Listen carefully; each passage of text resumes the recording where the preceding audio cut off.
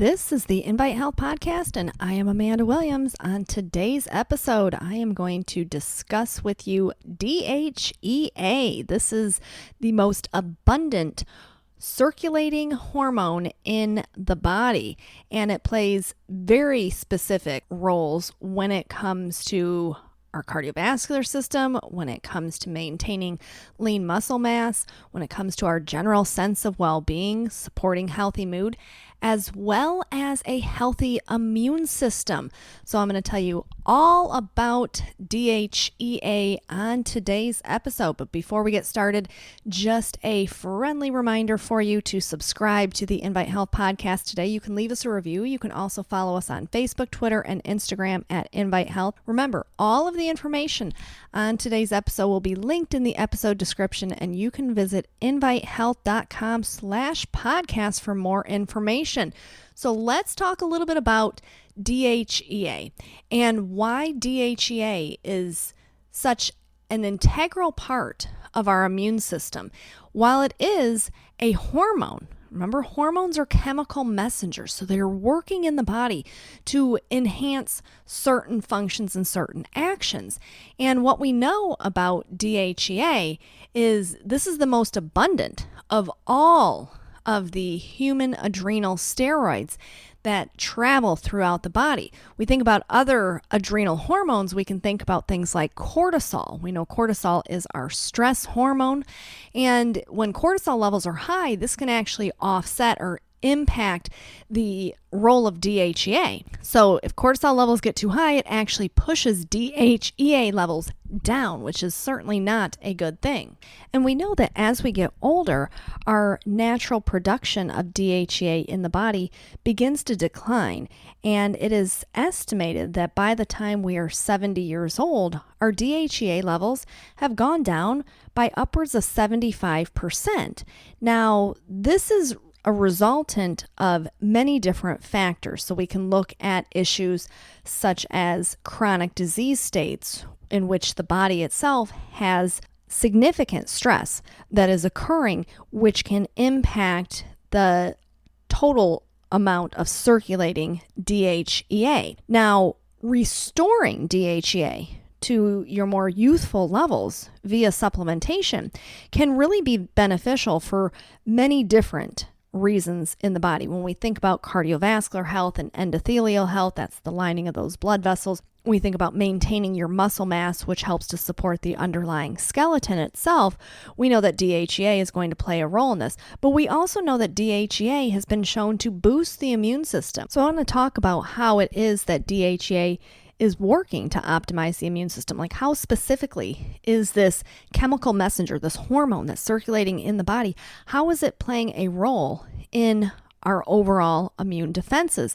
And right now with this pandemic that's out there, we certainly want to be doing what we can to make sure that we are taking care of our immune defenses. And if our immune defenses are reliant on different micronutrients, macronutrients, as well as chemical messengers such as DHEA, then it would be advantageous to be considering what it is that DHEA's role is when it comes to the immune system. So I'm going to tell you all about this. I'm going to talk about some different studies where they've specifically looked at how it is that DHEA is working. Now, just for you science-savvy folks out there that want more information on DHEA, DHEA actually stands for dehydroepiandrosterone. And this is a hormone that's produced mainly by the adrenal glands, and it is the most abundant of all of your circulating steroid hormone. Now, we know that when we supplement with DHEA, this can help to generate your serum blood levels of DHEA again. And that's key because we know levels go down because of many factors: aging, chronic disease, and stress. We know that chronic disease itself brings on stress. So I'm going to tell you all about some focused studies looking at the role of DHEA when it comes to the immune system. But what we're going to do is we are going to take a quick break. We will be right back.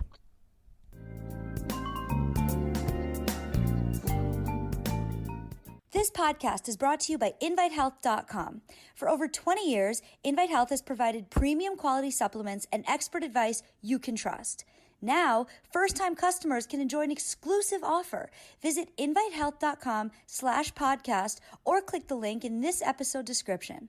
That's invitehealth.com/podcast for your exclusive offer on Invite Health products. Invite Health offers the resources you need to make important decisions about your health. Chat live with degreed healthcare professionals, get product information, and find retail locations near you at invitehealth.com. You can also learn about our new genetic testing program and our exclusive Invite Fitness Wellness program. Follow Invite Health on Facebook, Twitter, and Instagram, and be sure to subscribe to our podcast today. Now back to our episode. And welcome back. Let's look at the effects of DHEA on the immune cell function. And we certainly have been able to see through enough clinical research that DHEA is playing a role in our innate immune response. There was a study that was published back in 2008, and it was in the Current Rheumatology Reports Journal. And they were looking at the role of DHEA in systemic lupus. Now, for people who have autoimmune conditions, oftentimes this is an area that gets commonly overlooked. Many times when people have autoimmune dysfunction, their doctors fail to test them for their DHEA level as well as their vitamin D levels. And those have both been linked directly to our innate immune response as well as our adaptive immune response and are critical. And if those levels are low, this can be a reason as to why people are having exacerbations of an autoimmune condition, something such as lupus in this particular case. So in this research, they were talking about the effects of DHEA on the immune cell function. And they said numerous reports indicate that DHEA can improve immune cell function by regulating the production of pro-inflammatory cytokines. So they're looking at things like TNF-alpha, interleukin-6, interleukin-2, and they said DHEA was reported to increase the immune function after trauma. So why would that make sense? Remember, during times of stress, emotional or physical, we're going to have an excess amount of cortisol being released, which can now lower your DHEA. So if DHEA levels are good, then that can fend off or combat that amount of stress, which is really quite interesting. So they were looking at how DHEA is regulating the immune system's homeostasis by basically promoting the resolution of this inflammatory response. And it's really quite detailed in how it's actually doing, but they recognize that DHEA has a significant impact on cytokine production by the immune cells. So the majority of the studies that have investigated the effects of DHEA on immune cells have focused specifically on these alterations in the pro-inflammatory cytokine production, which is key. When you think about the body being under attack from something like a virus, for example, and you get this extreme amount of a release, an overabundance of this inflammatory response. Oftentimes they call this the cytokine storm. A cytokine storm can certainly be very lethal to your cells. So they were looking at these potential molecular mechanisms of action of how it is that DHEA is working. So they looked at the different factors. They were looking at how it's regulating the cytokine release, how it's downregulating inflammation from occurring. But they also recognized the way that it was playing within our T cells. And they said that from what they can tell from all of the data, that DHEA is mediating its anti-inflammatory effects by suppressing these different pathways. So really quite interesting in terms of the way DHEA is utilized in the human body for cardiovascular and endothelial support, for maintaining the muscle mass, for the production of our sex hormones, for maintaining libido and mood. There's so many different actions of DHEA, and I think it's certainly critical to not overlook the role that it is playing in the immune system and it being active as an immune modulator. So I'm going to tell you a little bit more about how it is that the DHEA is working. We're going to talk about some of these clinical research studies that have looked at the role of DHEA, especially in respiratory health, which is quite interesting because right now we're dealing with this pandemic and we know that the respiratory system is the main target. So I want to talk to you about how DHEA has been shown to be very effective when it comes to respiratory health. We will be right back.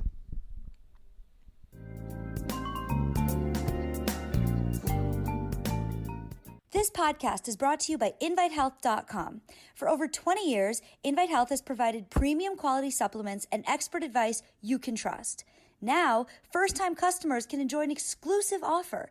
Visit invitehealth.com/podcast or click the link in this episode description. That's invitehealth.com/podcast for your exclusive offer on Invite Health products. Invite Health offers the resources you need to make important decisions about your health. Chat live with degreed healthcare professionals, get product information, and find retail locations near you at invitehealth.com. You can also learn about our new genetic testing program and our exclusive Invite Fitness Wellness program. Follow Invite Health on Facebook, Twitter, and Instagram, and be sure to subscribe to our podcast today. Now back to our episode. And welcome back. We are talking about DHEA. I want to get right into this journal.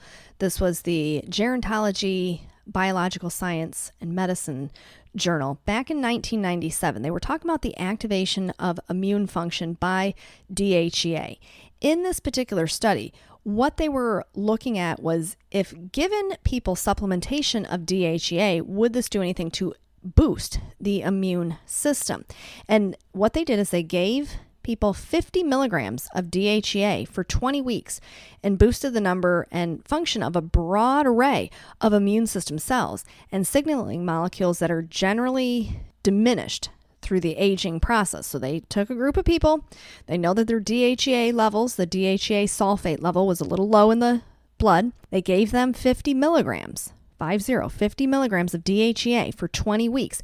And what they found was that translated into improved immunity against bacteria and viruses as well as fungal infections. So it is clear that DHEA is playing this key role in both the innate and the adaptive immune system. Understanding that when the human immune system counteracts or comes across a foreign pathogen, there are several different factors that are involved, including neutrophil function and macrophages, and looking at the cytotoxic capacity of your natural killer cells.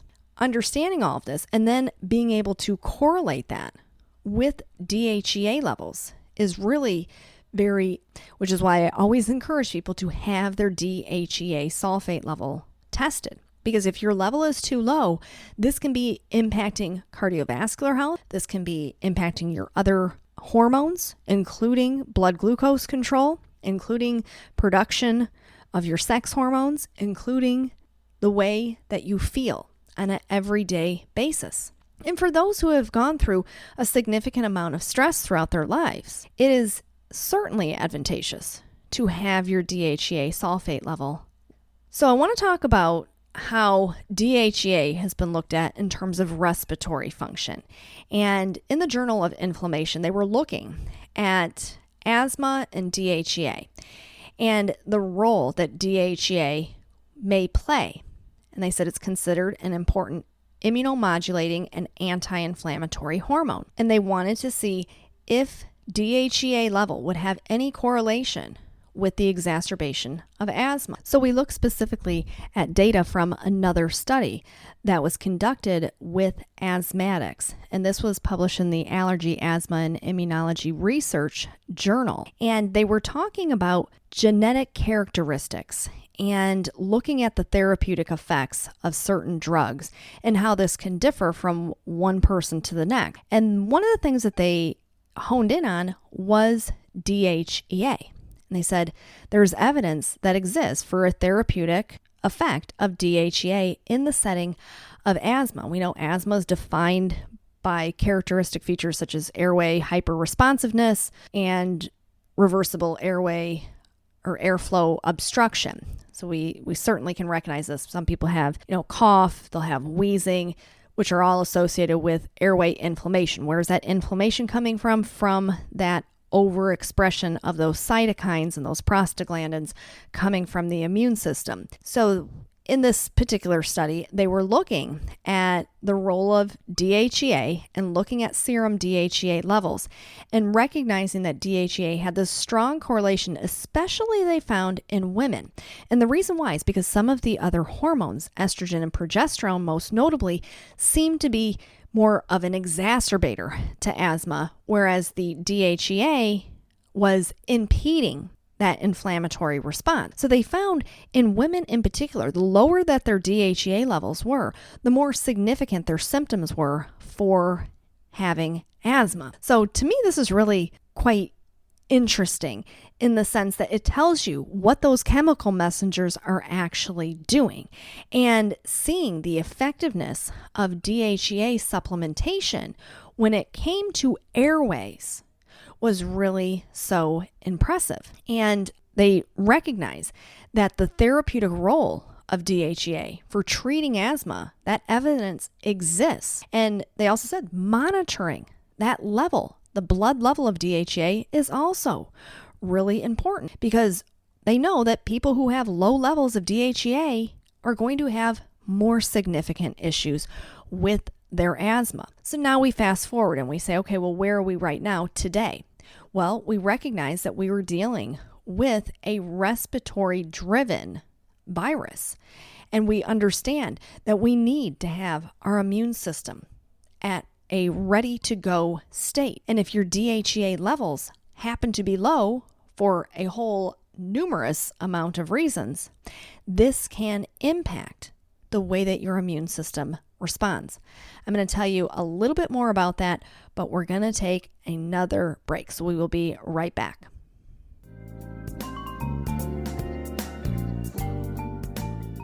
This podcast is brought to you by InviteHealth.com. For over 20 years, Invite Health has provided premium quality supplements and expert advice you can trust. Now, first-time customers can enjoy an exclusive offer. Visit invitehealth.com/podcast or click the link in this episode description. That's invitehealth.com/podcast for your exclusive offer on Invite Health products. Invite Health offers the resources you need to make important decisions about your health. Chat live with degreed healthcare professionals, get product information, and find retail locations near you at invitehealth.com. You can also learn about our new genetic testing program and our exclusive Invite Fitness Wellness program. Follow Invite Health on Facebook, Twitter, and Instagram, and be sure to subscribe to our podcast today. Now back to our episode. And welcome back. Now let's talk a little bit more about DHEA and the role with the immune system. So in the journal called Drugs, they were talking about DHEA and how it plays this significant role in the immunomodulation that occurs in the body. And they were talking about different double-blind placebo-controlled trials that provided evidence to support the effect of DHEA and how it's exerting these immunomodulatory actions, helping to increase the number of monocytes and T cells, the natural killer cells, helping to enhance physical and psychological well-being, muscle strength and bone density, all of the things that we know DHEA is playing a role in. And when you know that something in the human body drops off through the aging process, doesn't make sense to not at least, at bare minimum, do a blood test to see where your level is. I have had so many people through the years who have had their DHEA sulfate levels tested, and to be completely unbeknownst to them and surprised that their levels were nearly non-existent. And it may have explained why they fell ill more often. It may have explained why they had more significant symptoms of their rheumatoid arthritis. It may have explained why they were experiencing worsening of their cardiovascular health or their bone health, for example.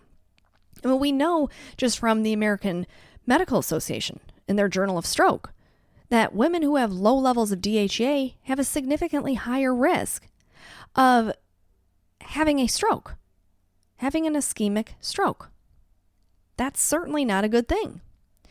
We understand that when people have low levels of DHEA, they are at a greater risk of developing heart disease, of developing cancer, diabetes, all from excessive inflammation.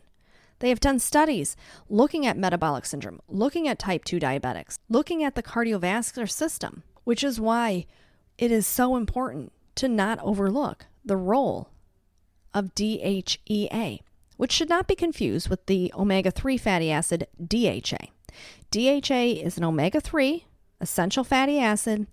DHEA is your most abundant adrenal hormone. Now, they did a study where they were assessing the impact of DHEA levels in men. This was about 2,600 men between the ages of 69 and 81 years old. And they demonstrated that the men who had the lowest 25% of DHEA levels from the study were 61% more likely to die from cardiovascular disease, 67% more likely to die from a heart attack specifically. And we sit here and we are watching this pandemic and we are hearing the different experts come out and talk. And they're talking about people with, chronic diseases and high blood pressure and heart disease and diabetes, and that they are more at risk. But not one single person is talking about, hey, we looked and this person has got really low DHEA, and maybe this is why their immune system is struggling even more. So this is why I wanted to talk about this, so you understand that the immunosenescence, the wearing down of our immune response as we get older, is directly correlated to so many aspects: micronutrients, macronutrients, hormones, including DHEA, and understanding that DHEA is a significant player in our immune response. We've seen it in studies with the heart. We've seen it in studies with bone health. We've seen it in studies with metabolic syndrome and diabetes. We've seen it specifically in the respiratory system with asthmatics. So it is clear that DHEA plays a true and relevant role in our immune defenses. And I advocate that people look into what your level is, have that checked at least once a year, and consider, if you're low, to replenish that with supplementation. And when it comes to supplementation, it's going to vary from one person to the next, depending upon how low your levels are. A standard rule of thumb, women, usually about 25 milligrams a day is sufficient. That may be too much. It may not be enough. For men, usually about 50 milligrams a day is sufficient. May not be enough, may be too much. But the only way to know is to have your serum level tested, see where you're at, supplement, and then retest at about 8 weeks and see how well your body is responding. So we want to try and maintain our muscle mass as we age. We want to maintain our cardiovascular system. We want to maintain the ability to fend off the damaging effects that cortisol can bring on in the body, including significant insulin resistance, driving up blood sugar levels. And we want to support the immune system. And DHEA plays a role in every single one of those. So that is all that I have for you today. I want to thank you for tuning in to the Invite Health podcast. Remember, you can find all of our episodes for free wherever you listen to podcasts or by visiting invitehealth.com/podcast. Now, make sure that you subscribe, leave us a review. You can follow us on Facebook, Twitter, and Instagram at Invite Health. And we will see you next time for another episode of the Invite Health podcast.